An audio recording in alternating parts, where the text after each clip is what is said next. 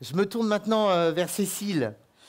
Vous m'avez dit, vous êtes trouvé un moment en rupture psychologique, sociale, financière, et puis vous vous en êtes sorti. Racontez-nous. Moi, il y a plusieurs choses qui m'ont permis de me sentir mieux, d'être à nouveau, moi je dis en voie de rétablissement parce que tout n'est pas gagné, mais il y a quand même déjà un bon bout de chemin qui s'est parcouru. Moi, ce qui m'a permis, c'est ça, Monsieur Noël, vous voulez savoir qu'est-ce qui m'a permis de me sentir bien. Oui, Voilà. notamment, enfin, De me en tout sortir de cas, mon... essentiellement au niveau de la défense de vos Oui, droits. Vous me disiez avoir connu des mesures de protection. oui. D'abord, il y a le droit au travail. C'est important, ça. Ouais, Le très. droit au travail, en fait, j'ai fait plein de petits boulots dans ma vie. Et à chaque fois, ça marchait pas. Je retombais. Après, j'ai travaillé en ESAT. Les ESAT, c'était pas mon truc parce que c'était tellement répétitif que c'était épuisant. Alors qu'en fait, c'était pas épuisant physiquement, mais c'était épuisant psychiquement. Et, euh, et en fait, après, j'ai été mise en invalidité. Et ce qui m'a sorti de mon invalidité, eh ben, c'est une certaine dame. Elle s'appelle Frédéric Zimmer, elle se reconnaîtra très bien. Et elle est venue me chercher à la fin d'une hospitalisation en 2016. Euh, et elle m'a dit, j'ai entendu parler de vous. J'ai dit, ah bon? Elle m'a dit, oui, j'ai entendu parler de vous et j'ai confiance en vous. Et c'était la première fois qu'il y avait quelqu'un qui me disait, j'ai confiance en vous. Et là, je me suis dit, ah bah dis donc, elle est un peu culottée, mais si elle arrive, je vais essayer de lui faire plaisir et puis de voir si elle a raison. Puis en fait, elle a eu raison, parce que je suis restée 5 ans à Alpha Psy. J'ai fait de la formation de formatrice pair, c'est-à-dire que je formais avec un binôme de formateurs professionnels. Je formais des gens du médico-social ou du social afin de faire partager mon expérience pour faire avancer les droits des personnes en situation de handicap psychique. Voilà, donc ça, pour moi, ça a été vraiment un droit fondamental, le droit au travail. Aussi, le droit à changer de travail, parce que quand j'étais en ESAT, j'avais demandé à faire un bilan de compétences. Et on m'avait dit non, non, mais les handicapés comme toi, ils n'ont pas le possible. C'est pas possible, puis ça coûte trop cher. Et finalement, je me suis dit, bah tant pis.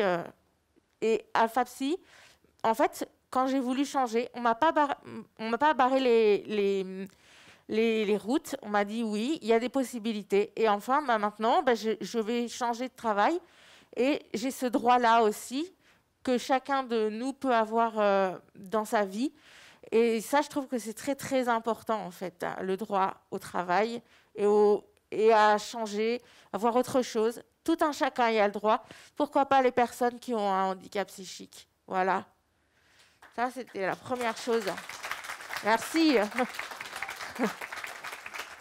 Euh, Vous me disiez que droit au travail et droit au logement, c'est très lié. oui, parce qu'en fait, ce qui est compliqué, c'est quand vous êtes dans une structure où vous ne pouvez plus travailler parce que vous êtes en foyer de vie. Ce qui est compliqué, c'est qu'après, il faut tout refaire en arrière pour recommencer un nouveau dossier, alors un dossier MDPH. Parce que, par exemple, quand vous êtes dans un foyer de vie, par définition, vous devez être sans travail. Et si vous voulez retravailler, il est nécessaire de refaire une demande MDPH qui dure longtemps, de refaire plein de démarches, de se battre parce qu'il faut se battre. Bien sûr, on est accompagné, hein, on n'est pas tout seul. Mais il faut se battre et il faut faire connaître nos droits au logement. Et en fait, si vous voulez, quand on est handicapé psychique en foyer de vie, on est dans une case comme ça. Si on veut être dans la case logement normal, il faut changer toujours. Il faut se battre, quoi. En fait, c'est ça le mot, c'est se battre pour ses droits et c'est compliqué, hein, parce qu'il y a des jours, on n'y croit plus. Et en fait, par rapport au logement, Yves, je peux parler du droit au mariage? Mais bien sûr. Alors, en fait, avant d'être en foyer de vie, j'étais en foyer d'hébergement et j'ai rencontré un jeune homme et on s'est mariés en 2018. Et en fait, pas que je perde le fil de mes idées, parce que j'ai un peu le trac quand même, vous êtes tous là à me regarder en même temps. Alors donc, je disais quoi? Vous parliez du mariage et vous avez dit que vous avez rencontré un jeune homme en 2018. En fait, mon mari et moi, on s'est connus dans un foyer d'hébergement. Malheureusement, moi, il a fallu que je quitte ce foyer d'hébergement parce que j'étais plus en état d'activité professionnelle. Et quand vous n'êtes plus en activité professionnelle, il faut que vous changiez d'hébergement. Alors, hop, vous vous retrouvez dans un autre foyer. Et puis, vous vous retrouvez séparés de votre mari. Et puis, finalement, vous continuez quand même à vous accrocher, à dire si, mais nous, on veut vivre ensemble. Alors, on se dit, bah voilà, qu'est-ce qu'on va faire? Et en fait, on a été beaucoup aidés par mon équipe éducative, qui se reconnaîtra aussi. Et en fait, on nous a parlé d'une association qui s'appelle le GAPAS.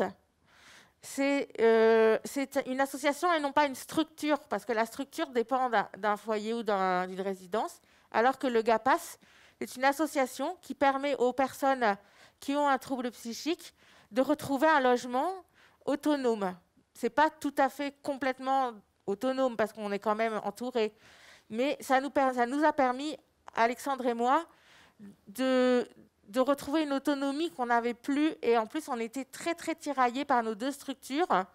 On était aussi tiraillés par les conseillers départementaux qui nous disaient non, mais il faut garder les effectifs dans telle structure et dans telle structure. C'était tellement compliqué pour nous qu'on ne comprenait pas. Et même les équipes qui s'occupaient de nous étaient un peu démunies par tout ça, en fait. Hein. Et on sentait que c'était un peu compliqué. Et en fait, un jour, on a vraiment explosé. On a dit, nous, on n'en peut plus de cette situation. Moi, quand je vivais avec mon mari, je n'allais pas vivre avec mon mari, je vivais chez mon mari. C'est-à-dire que mon mari avait un appartement éducatif qui dépendait d'une structure et j'avais le droit d'aller chez lui 3-4 jours par semaine. Ça me demandait une énergie folle parce que je souffre de TOC et qu'en fait, pour préparer mes affaires, je mettais déjà au moins 3 ou 4 heures.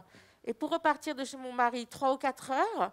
Et en fait, c'était épuisant psychiquement, physiquement. Et ça m'a demandé énormément énormément de difficultés. Ça m'a donné énormément de difficultés. Ça m'a demandé beaucoup de courage et à mon mari aussi de supporter ces TOC toujours quotidiens. Et en fait, le droit au logement, ça a été...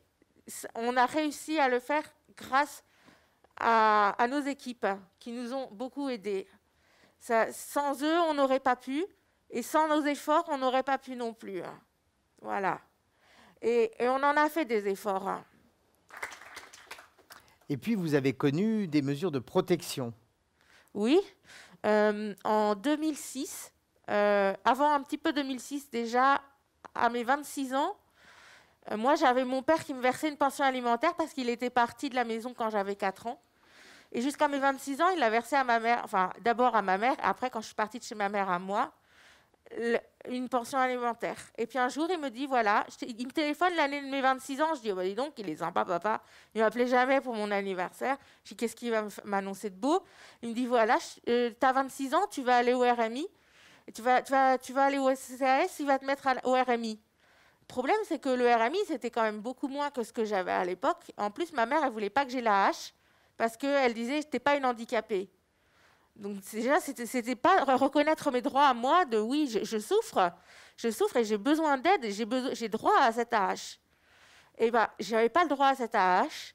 Et en fait, je me suis donc retrouvée au RMI et dans une situation d'isolement vraiment très, très, très pénible au niveau psychologique, au niveau social, au niveau judiciaire, c'était très compliqué. J'étais vraiment financière aussi, j'étais dans une situation très, très compliquée. Si bien qu'un jour, la banque m'appelle en disant « Voilà, mademoiselle, je m'en rappelle, j'avais 30 ans. Elle me dit, voilà, mademoiselle, vous êtes tout le temps à découvert de je ne sais plus combien d'euros. Maintenant, vous allez devoir être mise soit en interdiction bancaire, soit en mesure de curatelle. Moi, ces mots-là, je ne les connaissais pas. Toujours est-il qu'ils me disent, vous allez rencontrer le médecin référent du juge des tutelles et il verra ce qu'il peut faire de vous. Et hop, il me décide, avec le juge, de me mettre en mesure de curatelle renforcée immédiate parce que c'était dans l'urgence. Urgence. Et voilà. Et puis finalement, ça a été... au début, je n'ai pas trouvé que c'était vraiment un droit. Hein. Je voyais ça comme un devoir, comme une obligation, obligée d'avoir ce curateur qui ne me plaisait pas. Et finalement, j'ai trouvé que c'était quand même du bon pour moi, quoi. Parce que, tout simplement, c'était un droit que j'avais refusé, mais que j'ai après acquis, qui m'a permis de me re-socialiser, de trouver un cadre.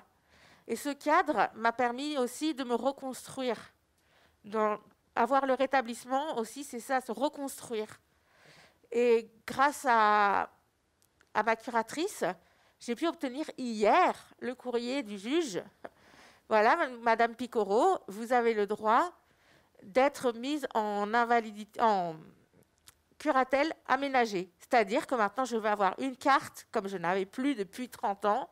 Non, pas depuis 30 ans, depuis 20 ans. Je vais avoir une carte et je vais avoir un droit, comme tout le monde, de payer avec ma carte. Bon, il n'y aura pas beaucoup de sous sur la carte.